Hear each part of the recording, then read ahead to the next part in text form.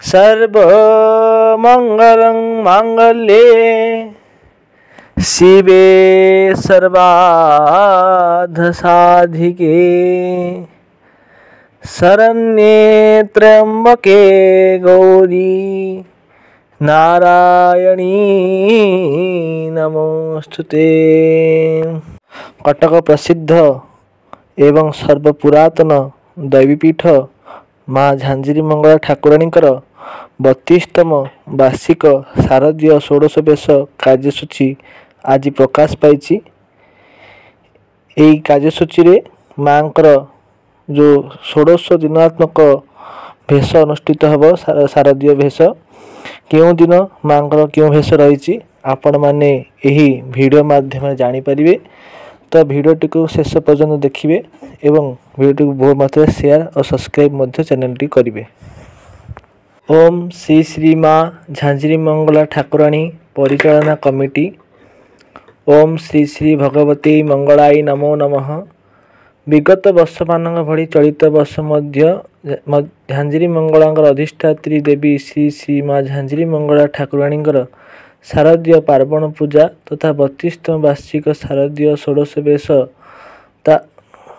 24/9/2024 तारीख ठारू 12/10/2024 तारीख पर्यंत उत्कलीय मते तथा शास्त्र अनुमोदित पंथारे संलग्न कार्यसूची अनुजाई अनुष्ठित हेब।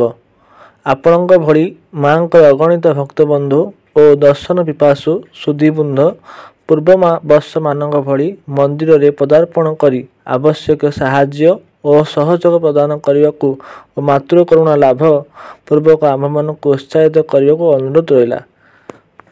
एबे आसनु देखिबा माँकर क्यों दिन क्यों भेष अनुष्ठित हेब।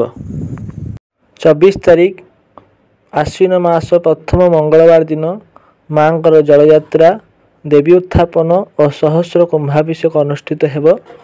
माँकर सहस्र कुंभाभिषेक मध्याह्न 11टा समय आरंभ होब एवं जलयात्रा अपराह्न 4टा समय अनुष्ठित हेब।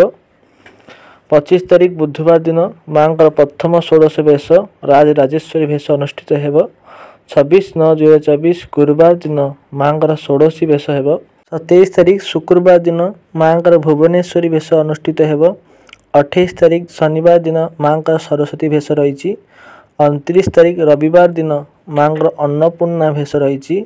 30 तारीख सोमवार दिन माँकर चामुंडा भेष अनुष्ठित हेब।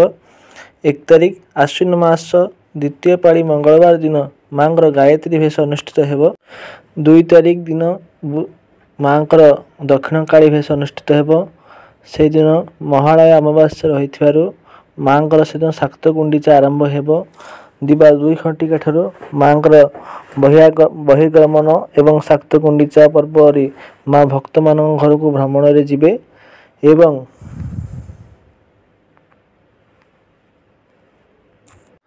3 तारीख गुरुवार दिन ठारू माँकर नवरात्र पूजा आरंभ हेब एवं से दिन संध्या 7 घटिका समय माँकर नवपत्रिका प्रवेश अनुष्ठित हेब। गुरुवार दिन माँकर कमला भेष अनुष्ठित हेब। 4 तारीख शुक्रवार दिन माँकर उग्रतारा भेष। 5 तारीख शनिवार दिन वैष्णवी भेष। 6 तारीख रविवार दिन बगलामुखी भेष। 7 तारीख सोमवार दिन जय दुर्गा भेष। 8 तारीख तृतीय पाली मंगलवार दिन बा षष्ठी दिन माँकर वन दुर्गा भेष।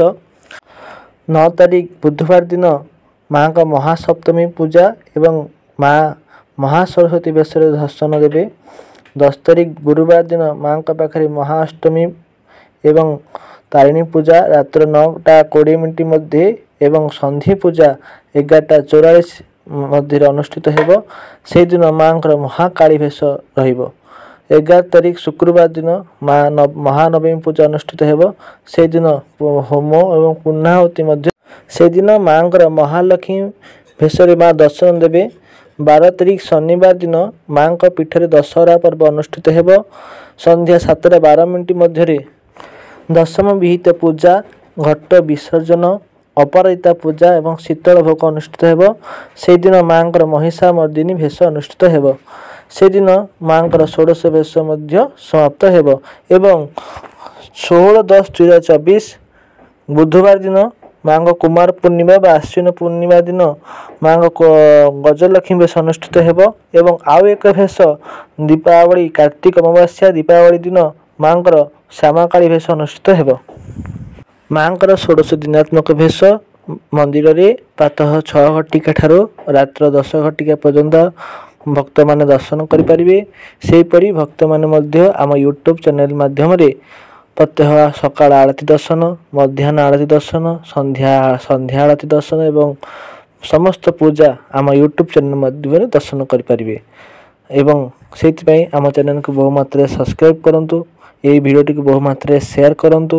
ଯଦି ଏହି ଭିଡ଼ିଓଟି ଆପଣଙ୍କୁ ଭଲ ଲାଗିଥିବ ନିଶ୍ଚୟ କମେଣ୍ଟ ବକ୍ସରେ ମା ଝାଞ୍ଜିରୀ ମଙ୍ଗଳା ବୋଲି ଲେଖି ଜଣାଇବେ। ଜୟ ମା ଝାଞ୍ଜିରୀ ମଙ୍ଗଳା।